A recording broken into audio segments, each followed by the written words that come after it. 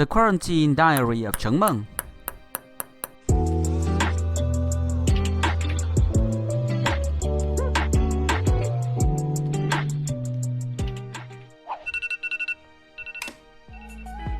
Get up at 7:30 in the morning.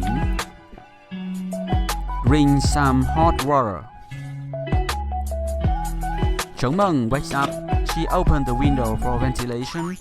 She really liked the free time during the 吃完 quarantine. 早餐以后，今天我会给自己安排的满满的。会先看一会儿之前的比赛录像，然后进行一些总结，去找找自己的不足，在下一阶段还要继续去努力。然后也会进行一些简单的在房间里有限的空间，简单的身体训练，来保持身体这种好的这种状态。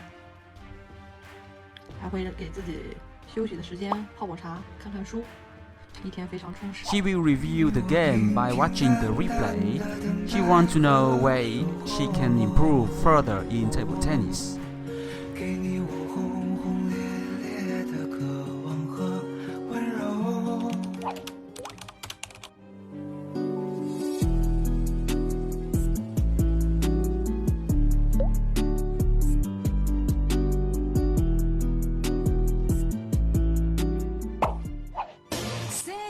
14 p.m. Physical training at home. .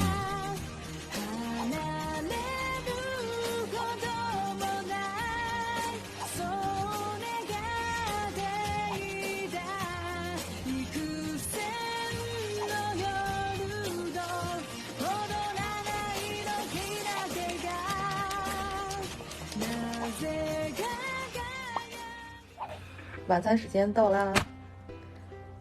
今天有红薯吃哎。今天练了一天，所以晚上给自己补充能量。哇，这红薯好甜啊！看我这有没有很想吃？要补充一些，粗粮。除了红薯，还有玉米。今天训练了一天，到了晚上，一般吃完饭的时候，我也就不会再给自己安排什么任务了。所以到了晚上，一般都会给自己更多的休息的时间，比如可以，看看电视，这样让自己放松一点，听听音乐。你们有什么好的音乐，什么好听的歌也可以推荐给我。读书时间，每天最喜欢的时候，从练功之前先喷一个水，再练功。